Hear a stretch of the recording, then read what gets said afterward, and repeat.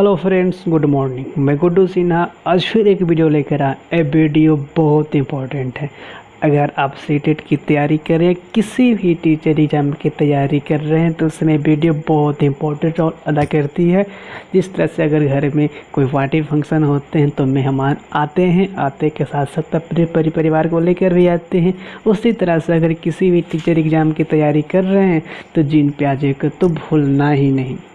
ये तो रहेंगे ही रहेंगे। इनके साथ साथ दो मेहमान और साथ में आते हैं। जिस प्रकार से घर में पार्टी फंक्शन में एक आते हैं, उनके साथ दो और आते हैं, उसी प्रकार से जिन प्याजे भी एक नहीं बल्कि अपने साथ दो को और लेकर आते हैं। वो दोनों कौन हैं? तो वाइगोत्स्की और कोहलबर्ग।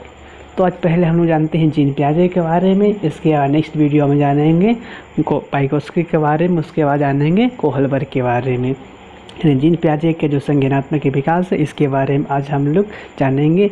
उसके कुछ इंपॉर्टेंट टाइवर्ड्स भी मैंने इसमें बतलाए हैं। इंपॉर्टेंट टाइवर्ड्स से आपको प्रश्न करने में बहुत ही आसानी होगी, इसलिए वीडियो को पूरा देखिएगा, इग्नोर नहीं कीजिएगा, स्किप भी मत कीजिएगा। चलिए वीडियो को स्टार्ट करते हैं। स्टार्ट करने से पहले मैं आप लोग से रिक्वेस्ट करता हूँ कि भाई वीडियो अच्छा लगे तो प्लीज़ लाइक, कमेंट, सब्सक्राइब जरूर कीजिएगा। Now start the video. कि सबसे पहले हम लोग जानते हैं जीन प्याजे के बारे में। जीन प्याजे कहाँ के थे? तो स्विट्ज़रलैंड के थे। कभी पूछ लिया जाता है कि जीन प्याजे कहाँ के थे? तो स्विट्ज़रलैंड के थे। यही पूछ दिया जाता है कि जीन प्याजे के सिद्धांत का नाम क्या था? तो जीन प्याजे के सिद्धांत का नाम क्या था? संज्ञानात्मक विकास का सिद्धांत। यानी भी पूछा जाता है कि संज्ञानात्मक विकास का सिद्धांत किस मनोवैज्ञानिक ने दिया था? तो जीन प्याजे ने दिया था। कन्फर्म है? यानी संज्ञानात्मक विकास का सिद्धांत किसने दिया था? तो जीन प्याजे ने दिया था। जीन प्याजे कहाँ के रहने वाले थे, कहाँ के मनोवैज्ञानिक थे? तो स्विट्ज़रलैंड के मनोवैज्ञानिक थे। चलिए थोड़ा सा आगे चलते हैं हम लोग। इन्होंने बहुत महत्वपूर्ण शब्द बतलाए हैं, तो महत्वपूर्ण शब्द के बारे में थोड़ा हम लोग जानते हैं क्या कि उन्होंने महत्वपूर्ण वर्ड बतलाए हैं। सबसे पहले उन्होंने क्या बतलाया था? तो अनुकूलन के बारे में। अनुकूलन है क्या, इसके बारे में जानते हैं। अनुकूलन कहते हैं कि इसको, इसके बारे में थोड़ा सा जान लेते हैं हम लोग। अनुकूलन के बारे में थोड़ा सा होता है, वातावरण के अनुसार अपने आप को ढालना अनुकूलन कहलाता है। यानी जैसा इन्वायरमेंट है उस इन्वायरमेंट के अनुसार अपने आप को ढाल लेना क्या कहलाता है? तो अनुकूलन कहलाता है। यानी जैसा उनका इन्वायरमेंट है, इन्वायरमेंट के अनुसार अपने आप को ढाल लेना क्या कहलाया है? तो अनुकूलन कहलाया है। अब अनुकूलन में भी क्या बतलाएंगे हैं? तो आत्मसातकरण। यानी अनुकूलन भी दो प्रकार के होते हैं, आत्मसातकरण होता है कि समायोजन होता है। तो आत्मसातकरण क्या होता है जानते हैं? आत्मसातकरण क्या होता है? बताया गया है कि पूर्व ज्ञान को नए ज्ञान से जोड़ना आत्मसातीकरण कहलाता है। यानी जो हम पहले से जान रहे हैं उसी के अकॉर्डिंग हम उसमें कुछ नए चीज़ को जोड़ देते हैं, उसी को क्या बोला गया है यहाँ पे? आत्मसातीकरण कहलाया है। यानी जो हम पहले से जान रहे हैं, जो मेरा पूर्व ज्ञान है, उसी ज्ञान में हम थोड़ा सा यहाँ पे डेवलप कर जाते हैं, कुछ नए उसमें हम जोड़ लेते हैं, उससे शुरू करके हम नया आगे की ओर बढ़ जाते हैं। वही क्या कहलाता है? तो आत्मसातीकरण कहलाता है। यानी पूर्व ज्ञान को नए ज्ञान से जोड़ना ही क्या कहलाया? कि आत्मसातीकरण कहलाया। जैसे कह सकते हैं, जैसे मानते हैं कि हम 1 डिजिट का ऐड जानते थे, उससे हम 2 डिजिट का ऐड सीखे। यानी पूर्व ज्ञान का यूज यहाँ पे किए। जैसे मानते हैं पहले हम लोग क्या कह सकते हैं कि 2 डिजिट का जाने, 3 डिजिट का जाने के, इसी को बोला गया है क्या है? कि पूर्व ज्ञान को नए ज्ञान से, यानी पूर्व ज्ञान को नए ज्ञान से जोड़ना ही क्या कहलाया? तो आत्मसातीकरण कहलाया। अगला क्या है? समायोजन। समायोजन किसको बोलते हैं? समायोजन के बारे में थोड़ा सा जान लेते हैं। समायोजन क्या होता है? पूर्व ज्ञान या योजना में परिवर्तित करके वातावरण के साथ तालमेल बैठाना क्या कहलाता है? तो समायोजन कहलाया। यानी जो पूर्व ज्ञान था, यह योजना जो हमने सीखा था, जो हमने पढ़ा था, उसी को थोड़ा सा हम क्या करते हैं? तो परिवर्तित करते हैं, थोड़ा सा डेवलप करते हैं, और डेवलप करके उसमें हम नए ज्ञान को हम लोग ऐड कर लेते हैं। उसको कहा गया है यहाँ पे समायोजन। यानी पूर्व ज्ञान को परिवर्तित करके वातावरण के अनुसार ढल जाना। यानी वातावरण में हम लोग पूर्व ज्ञान के अकॉर्डिंग हम अपने आप को नए तरीके से ढाल लेते हैं, वो क्या कहलाया? तो एक तरह से समायोजन कहलाता है। लेकिन पूर्व ज्ञान को नए ज्ञान से जोड़ देना क्या कहलाता है? तो आत्मसातीकरण कहलाता है। नेक्स्ट देखते हैं, नेक्स्ट उन्होंने क्या कहा था? नेक्स्ट वर्ड यहाँ पे क्या है? नेक्स्ट यहाँ पे संतुलन। ये संतुलन क्या होता है? देखते हैं। संतुलन क्या है? इसके द्वारा बालक आत्मसातकरण और समायोजन की प्रक्रिया के बीच में संतुलित काम करता है। यानी जो उन्होंने पूर्व ज्ञान से सीखा था वो, और पूर्व ज्ञान के अनुसार नए ज्ञान से वो सीखा वो दोनों के बीच में वो अपने आप को बैलेंस बनाते हैं कि कौन हमारा सही है, कौन हमारा गलत है। यानी इस दोनों के बीच की कड़ी को क्या कहा जाता है? तो संतुलन कहा गया है। यानी आत्मसातकरण और समायोजन दोनों के बीच की कड़ी क्या कहलाती है? तो संतुलन कहलाती है। आत्मसातकरण में क्या बतलाया गया था कि पूर्व के ज्ञान को नए ज्ञान से जोड़ देना, क्या कहलाया था? तो आत्मसातकरण कहलाया था। लेकिन अगर इसमें हम क्या करते हैं कि पूर्व ज्ञान के अनुसार हम परिवर्तित करके, क्या बोलते हैं, परिवर्तित करते वातावरण के अनुसार हम ढल जाते हैं, तो कहलाता है वो का समायोजन। यानी दोनों के बीच जो कड़ी हुई वही क्या कहलाया यहाँ पे? तो संतुलन कहलाया। अगला स्कीमा। बहुत स्कीम और स्कीमा दो चीज़ है। पहले हम स्कीमा को समझते हैं। यानी बालक जब गुणों का विकास करते एक अवस्था से दूसरी अवस्था में प्रवेश करता है, उसी को अपनी बुद्धि में विकास करता है। यानी बालक क्या है? तो अपने एज के अनुसार कह सकते हैं, उनके अनुसार होता है, विकास करता है। तो विकास करने के बाद ये जैसे मानते हैं शैशवावस्था, तो शैशवावस्था से वो कहाँ जाएगा? तो बाल्यावस्था में जाएगा। बाल्यावस्था से किशोरावस्था में, किशोरावस्था से किशोर क्या आगे और बढ़ेगा, उसी को क्या बोला गया? तो स्कीमा कहा गया है। यानी एक अवस्था से दूसरी अवस्था में प्रवेश करता है, बुद्धि का विकास करता है, उसी को कहा गया यहाँ पे क्या? तो स्कीमा कहा गया है। यहाँ पे एक वर्ड और जान लेते हैं, स्कीम क्या होता है? स्कीम क्या होता है कि जिसे मानते हैं कि एक ही चीज़ को डेली लाइफ में दोहराना। जैसे मानते हैं क्वेश्चन से बने हैं, स्कीम से बने हैं। स्कीम से क्वेश्चन बने हैं, पेपर में देखा गया है कि एक बच्चा सुबह उठता है, अपना ड्रेस पहनता है, नाश्ता करता है, स्कूल जाता है, ये प्रतिदिन एक ही कार्य करता है। इसको क्या कह सकते हैं? तो ये स्कीम कहलाया। यानी एक ही कार्य को पुनरावृत्ति करना ही क्या कहलाया? तो यहाँ पे स्कीम कहलाया। लेकिन स्कीमा क्या कहा कि एक अवस्था से चेंजिंग होकर दूसरे अवस्था में क्या उनकी बुद्धि में डेवलप हुआ, इन्हीं को क्या कहा गया है? तो स्कीमा कहा गया है। यानी यहाँ पे बुद्धि का डेवलप होना, यानी एक अवस्था को छोड़कर दूसरे अवस्था में जाना, बुद्धि का डेवलप होना क्या कहलाया? तो स्कीमा कहलाया। लेकिन उसी को रूटीन का बना लेना, यानी जैसे जूता पहनना, मोजा पहनना, लंच करना, स्कूल जाना, क्या था? स्कीमा था। चलिए आगे चलते हैं। तो उनके प्रमुख वर्ड थे और हम लोग चलते हैं संज्ञानात्मक विकास की अवस्था या चरण में। यानी इनके अनुसार बतलाया गया है कि जो अवस्थाएं होती हैं वो चरण होते हैं। कितने होते हैं बताए देखते हैं। इस संज्ञानात्मक विकास की अवस्था और चरण, यानी जीन पियाजे ने 3 तरीके से बतलाया है, यानी 4 तरीके से बतलाए हैं कि जो संज्ञानात्मक विकास होते हैं उनके 4 कड़ियाँ होती हैं। चारों कड़ी को हम लोग जानेंगे। सबसे पहले क्या है? संवेदी अवस्था। इस संवेदी अवस्था को भी जानते हैं अलग अलग नामों से। कहीं पे संवेदी अवस्था देखने को मिल सकता है, कहीं पे क्या इंद्रजितीय कामक अवस्था देखने को मिल सकता है, कहीं पे संवेदी प्रेरक अवस्था मिल सकता है, संवेदी प्रणोद अवस्था मिल सकते हैं।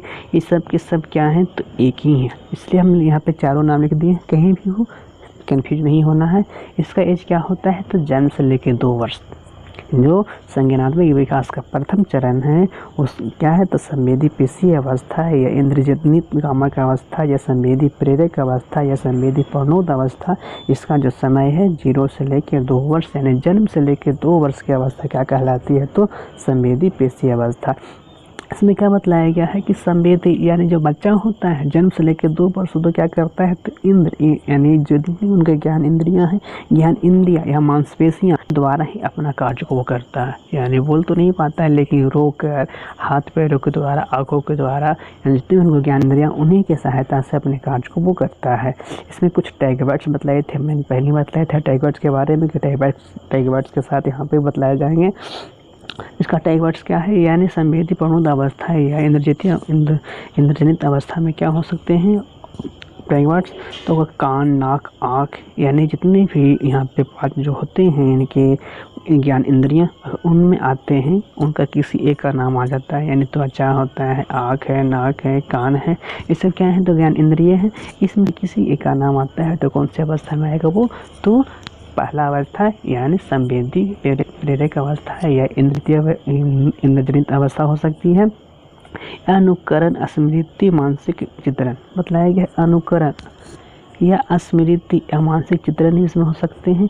वस्तु अस्तित्व, यानी वस्तु अस्तित्व का मतलब क्या होता है कि शुरू में यानी जब जीरो से चलते हैं तो उस समय उनके वस्तु अस्तित्व को इसमें गुण नहीं होते हैं। जैसे मान सकते हैं उनके सामने कुछ खिलौना रखा हुआ रहता है, उनको हटा देते हैं स्टार्टिंग में तो बच्चा रोता नहीं है, लेकिन जब रोता है उनको लगता है कि वस्तु समाप्त हो गया। लेकिन जब कुछ समय यानी 1 साल के बाद देखा जाता है, जब उनको सामने से खिलौना हटा दिया जाता है तो बच्चा क्या करता है, उस खिलौना को ढूंढता है, यानी उनके अंदर वस्तु अस्तित्व का गुण आ जाता है। यानी प्रश्न ये भी पूछे जाते हैं कि वस्तु अस्तित्व का गुण किस अवस्था में पाई जाती है, तो ज्ञान इंद्रिय अवस्था में पाई जाती है। संवेदी प्रेरक अवस्था में वस्तु अस्तित्व का गुण पाया जाता है। मतलब इंद्रियों संवेदनाओं के द्वारा, यानी इसमें ये भी ऑप्शन देखने को मिलते हैं, इंद्रियों के द्वारा किया जाता है, संवेदनाओं के द्वारा किया जाता है। ऐसा कौन सी अवस्था में आते हैं, तो पहला अवस्था में, यानी वस्तु अस्तित्व का गुण आ गया आँख नाक कान इंद्रियों के द्वारा संवेदनाओं के द्वारा, ये सब क्या है, तो इंद्रजनित अवस्था का ही टैग वर्ड्स हैं, इंपॉर्टेंट वर्ड्स हैं। आगे देखते हैं क्या है सेकंड।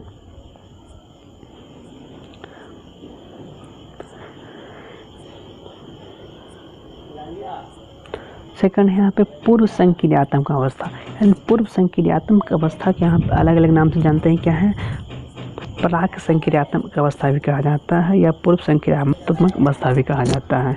इसमें क्या इनका समय क्या होता है, 2 वर्ष से लेकर 7 वर्ष, यानी 2 वर्ष यानी 0 से लेकर 2 वर्ष तक क्या था, प्रथम अवस्था थे, यानी संवेदी प्रेरक, यानी जिसमें बच्चा ज्ञान इंद्रियों के द्वारा सहायता से अपने अन्न को भूख लगता था, प्यास लगता था, यानी रोक कर यानी किस तरह से यानी अपनी ज्ञान इंद्रियों से प्रकट करते थे। लेकिन इसमें क्या होते हैं 2 से लेकर 7 वर्ष में क्या है, तो पूर्व संक्रियात्मक अवस्था, यानी संक्रिया यानी क्रिया करने से पहले की अवस्था, यानी काम करने से पहले की अवस्था बतलाया गया पूर्व संक्रियात्मक अवस्था। इसमें क्या होता है, यह क्रिया करने से पहले की अवस्था है। इसमें बालक सामने आने वाली चीज़ों को देख पाएगा, समझ पाएगा, लेकिन उसमें कोई क्रिया नहीं कर पाएगा, यानी इसका नाम ही क्या है, पूर्व संक्रियात्मक अवस्था। देख रहा है, समझ रहा है, उसको फील भी कर रहा है, लेकिन वो कोई क्रिया नहीं कर पाता है, इसलिए इसका नाम क्या पड़ा है, तो पूर्व संक्रियात्मक अवस्था। इसमें क्या क्या टैग वर्ड्स आ सकते हैं, देखते हैं हम लोग इसका क्या इंपॉर्टेंट टैग वर्ड्स है, जिससे आप देखते ही प्रश्न को हल कर सकते हैं।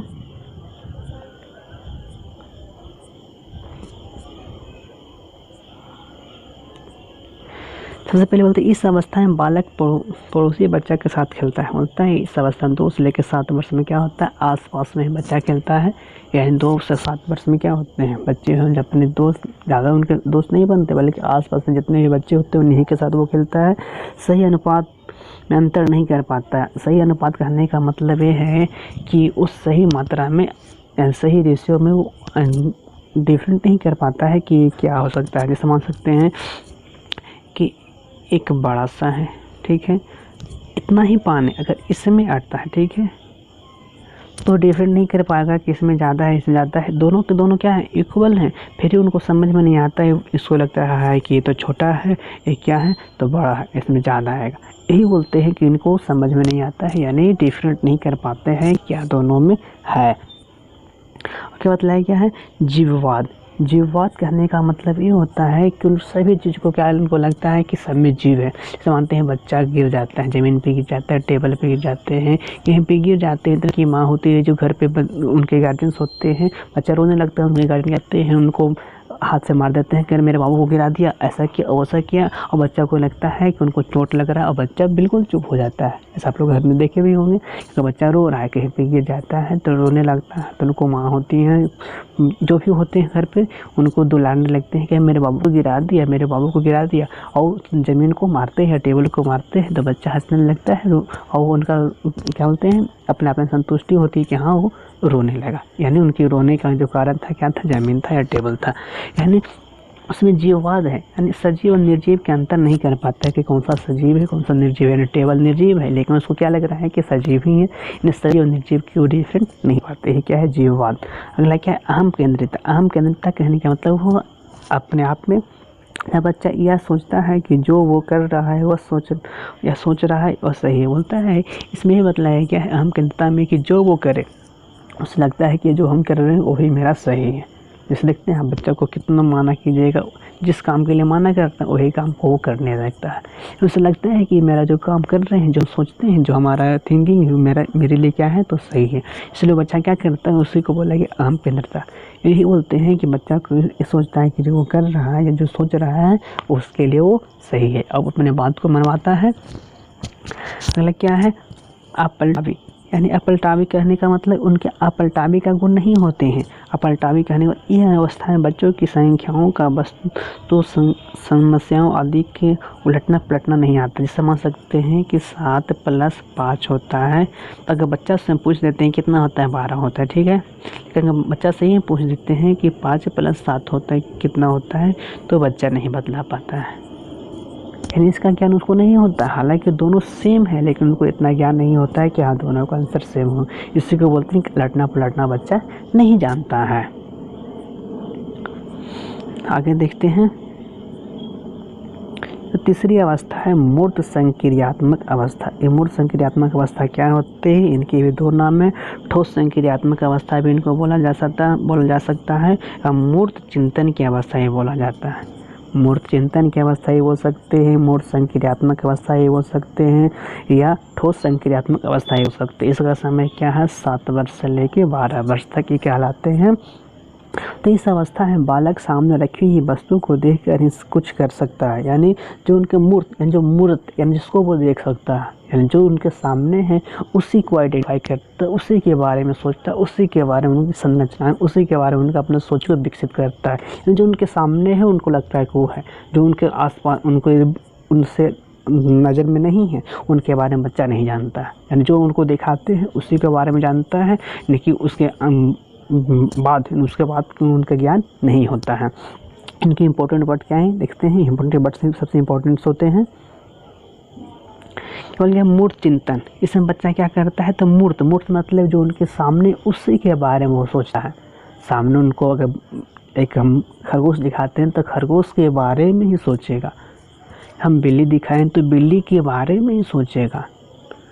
ये बोलते हैं कि मूर्त चिंतन का अवस्था है तार्किक चिंतन। ध्यान दें, तार्किक चिंतन, अगर तार्किक चिंतन भी इसमें होता है, यानी तर्क करता है, ठीक ना, यानी जो उनके सामने है उनके बारे में तर्क करता है। क्या ये बिल्ली है, उसके 4 पैर है और कुत्ता को देखता है, ऐसे नहीं है, देखने के बाद वो तर्क करता है कि अरे मैंने देखा तो बिल्ली है, इसके भी 4 पैर हैं। डिफरेंट करता है कि दोनों में क्या डिफरेंट है, सोचा नहीं बल्कि वो दोनों को देख कर डिफरेंट करता है। यानी कह सकते हैं कि वो तर्क करने लगा कि दोनों के 4 पैर हैं, लेकिन दोनों में डिफरेंट क्या है, दोनों में अंतर क्या है, इसके बारे में जानने लगता है। गाय है, भैंस है, सभी के बारे में अंतर करना जान जाता है। यानी जितने भी वो देख सकता है उस सभी का डिफरेंट सभी के बारे में तर्क करने लगता है कि क्या है, कैसे है, इस सभी के बारे में उनके अंदर ये ज्ञान आ जाता है। पलटावी का गुण, जो पलटावी का गुण इसी जो 7 + 5 = 12 हुए थे और 5 + 7 = भी 12 वो बच्चा जानता है। यानी इसमें गुण अब उनको आ गया, पहले गुण नहीं था लेकिन उनको पलटावी का गुण अब आ गया। जीववाद भी समझने लगा वो कि सजीव क्या होते हैं, निर्जीव क्या होते हैं, सजीव किसको बोलते हैं, निर्जीव किसको बोलते हैं, इनका भी ज्ञान उनको अब हो गया। मुद्रा,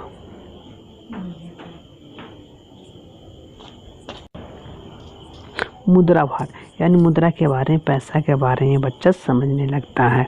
गणितीय तार्किक, यानी गणित के तर्क जितने भी जोड़ घटाव गुणा भाग ये सभी का उनके अंदर संप्रत्यय का गुण आ जाता है। यानी सभी उनके अंदर अगर ये सारे ऑप्शन देखने को मिलते हैं, अगर ऑप्शंस में सारे वर्ड हैं तो आपका क्या हो सकता है, तो तीसरा अवस्था यानी मूर्त संक्रियात्मक अवस्था होगा।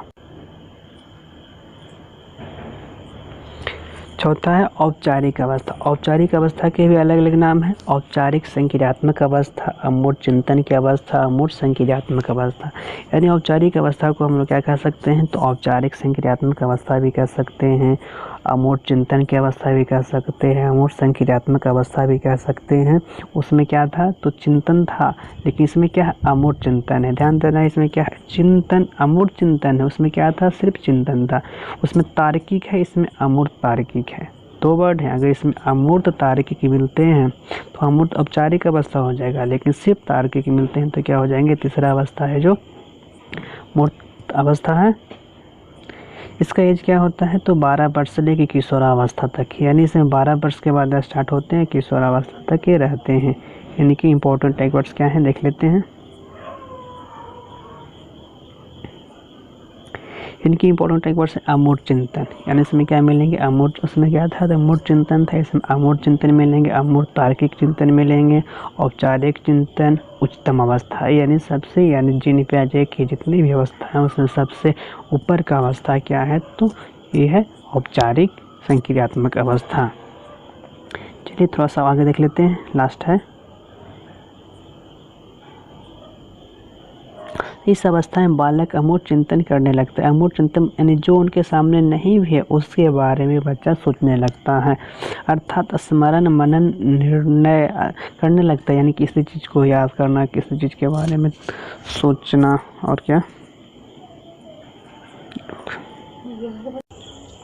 यानी वह स्मरण करने लगता है, मनन करने लगता है, इस अपनी समस्याओं का समाधान करने लगता है, एक कार्य होने का कारण समझने लगता है, यानी काम किस तरीके से हो रहा है, काम होने के क्या कारण है, सारी चीज़ों को बच्चा समझने लगता है, यानी किसी भी चीज़ के तर्क को वितर्क को, यानी कैसे हो रहा है, किस कारण से हो रहा है, ये सारी बातों को समझने लगता है।